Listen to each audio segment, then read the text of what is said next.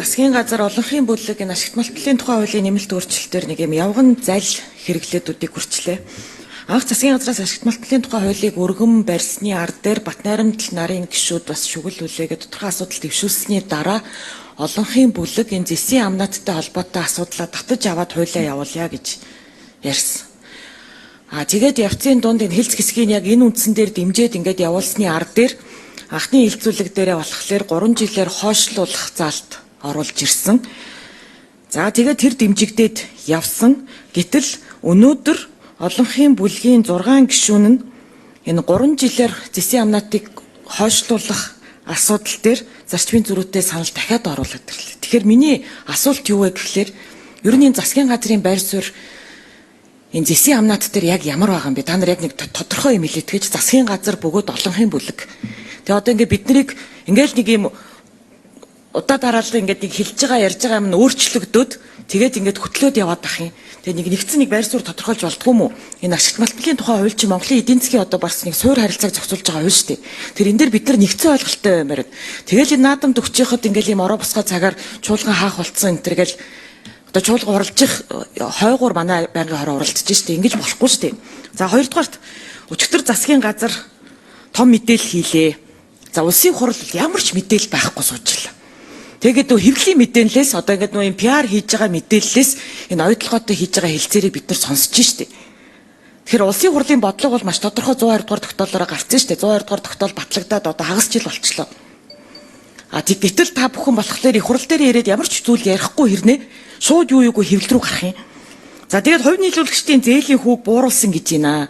За манай 120 дугаар тогтоол дээр энэ асуудал яригт маш тодорхой туссан. Хэн шалах түр хорооны сонсгол дээр энэ асуудал маш тодорхой яригдсан. За үүнтэй холбоотой хэд хэдэн асуудал байна. Асуулт байна. Хэн шалах түр хорооны сонсгол дээр 24 оны эцсийн байдлаар оюутлогын хувьцаат компани нийт зээлийн үлдэгт 18.7 тэрбум $, гэж зарлагдсан. Үүний 5.2 тэрбум $, нь хуримтлагдсан зээлийн хүү. За яг одоогийн байдлаар оюутлогын ХК-гийн зээлийн үлдэгт хэд байгаа вэ? За энэ хуримтлагдсан зээлийн хүүгээ ер нь бид нар яахаар болсон бэ? Та бүхний хэлцээрийн үр дүнд. За хоёрдугаарт энэ хувь нийлүүлэгчдийн гэрээнд эсвэл хөрөнгө оруулалтын гэрээнд ер нь ямар өөрчлөлтүүд орохоор яригдсан юм бэ? Бид нар нөгөө нэг юм та нарын хэвлэлийн мэдээлэл байгаад байна шүү дээ. Тэгээ энэ ер нь өөрчлөлтүүд чи хизээ орох юм бэ? За тэгээд сая Очирбат гишүүн хэллээ. Ер нь бол та бүхэн өчигдөр зарласан энэ мэдээлэлээ наадмын өмнө нэг юм сайн мэдээ дуулгах, наадмын өмнө нэг юм оноо авахын тулд онтрэгийн асуудлыг араар нь наймаалтсан биш үү гэдэг болгоомжлол хүн болгонд байна. Биднэрт ямар ч засгийн газраас албан ёсны юм бичиг цаасаар юм ирээгүй зүгээр нэг юм хэвлэлээр явсан мэдээг л харсан маа штэ. Гэтэл Rio Tinto компани өчигдөр өөрийнхөө вебсайтн дээр хэвлэлийн мэдээ тавьчиж хамгийн ихний параграф нь Монгол улсын засгийн газартай бид онтрэгийн төслийг урагшлуулах талаар тодорхой үр дүнд хүрлээгээ бичсэн байх юм. Гэтэл та нар өөр юм яриад байх юм. Бид нар хартахаас өөр яах юм бэ? Энэ 120 дугаар тогтоол дээр бид нар онтрэ бол оюутлогын хөрөнгө оруулалтын гэрээнд хамаарахгүй. Энд бол тусдаа хилцэл хийгднэ гэдгийг бол маш тодорхой болгоцсон. Монгол улсын одоо Монголын талын байр суурь бол маш ойлгомжтой байгаа гэж бодож байгаа. Улсын хурал, засгийн газар, тэгээд олон нийт нийгэм те. Тэгэхээр бид нар бол монголчууд энэ талтай нэг талтай гарцсан шүү дээ. Гэтэл та нар ингээд ийм нөгөө ойлгомжтой мэдээлэл өгөхгүй байгаа учраас ийм хардтал цэрдэлт яа харахгүй бэ шүү дээ. Тэгэхээр энэ хардтал цэрдэлтэндээ нэг мөр цэг тавихгүй бол бид нар ийм байдлаар энэ хуулийг чинь бол баталж болохгүй гэсэн байр суурьтай байна. За жаргалан гишүүн яг хоёр тустай ямиг холиод нэгийг нь нөгөөгөөр нь барьцаалагч одоо ямар утгатай бол би мэдэхгүй байна. Ашигт малтмлын хууль гэрээнүүдтэй нэг хамаатай ч юм алгал байна л даа. Зүгээр яг би танд хэлье. Та бүхэн маань ажиллаад улсын хурлын 120 дугаар тогтоол гаргаад тэрний уралд 103 дугаар тогтоолыг гаргацсан. Засгийн газар энэ тогтоолуудыг хэрэгжүүлэх ажлаа хийгээл явж байгаа. Яг хэрэгжүүлээд явж байна. Нэг үрээр нь. Би таны үгийг давтъя.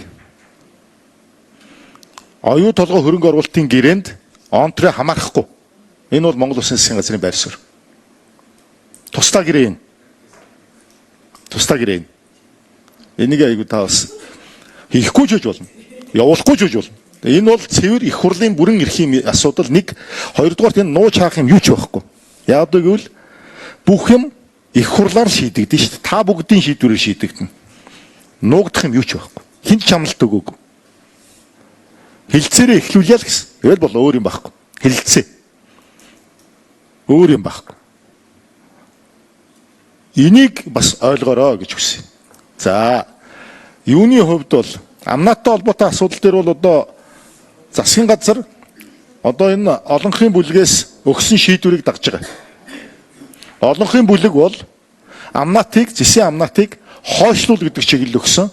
Бид томьёолоод та бүгдийнхээ одоо санал хураалтаар 3 жилээр хойшлуулад 2029 оны 1 сарын 1 гэдгээр явахаар шийдсэн байгаа. Одоо их хурал дээр ч дэмжигдсэн нэгдүгээр хэлцүүлэг төр. Тэгэхээр одоо бол байр суурь их тодорхой байхгүй юу? Энд чинь ардын намын тэргүүлж байгаа засгийн газар, ардын намын тэргүүлж байгаа засгийн газар, ардын намын бүлгийнхаа шийдвэрийг дагна. Өөр гарцгүй. Засгийн газрын байр суурь бол энэ шийдвэрээр л явна. 2029 оны 1 сарын 1 гэхэд хүртэл зэсийн амнаатыг хөдлөхгүй гэдэг ийм шийдвэртэй байна. Та болохоор онтрэтэй бид нар ямар ч онтрэтэй холбоотой ямар ч тийм шийдэл түрээгүй гэдэг байгаа. Гэтэл Rio Tinto компани бол вебсайтн дээр тавьсан байна хэвлэлийн мэдээ тий. За дээрэс нь өчигдөр болохоор энэ нөгөө нэг энэ мэдээний ард дээр чинь онтрэгийн хувьцаавас үсцэн гэсэн мэдээллийг хүмүүс өгöd та. Тэгэхээр одоо ингээд түүгээр нэг тийм мэдээлэл яваад идэг. Гэтэл та энэ чинь өөр юм яриад байдаг. Тэгэхээр энэ дээр бол одоо биднэрт маш их ойлголтын зөрүүнүүд байна. Бид нар бас ингээд нэгдэлтэй гарах юмнууд маш их байна. Тэгэхээр бол энэ асуудал дээр хэдүүлээ хөнгөн хуймгай шийдвэр гаргаж огт болохгүй. Яагаад вэ гэхээр энэ ашигт малбарлын тухай хууль энэ оюутлогын асуудал дээр чинь бол монголчууд бүгдээрээ нэгдэлтэй байх хэрэгтэй байхгүй. Тэгжээж бид үндэснийхээ эрх ашигыг хамгаална. Ойлголт нэг байх хэрэгтэй гэсэн ийм байр суурьтай байна.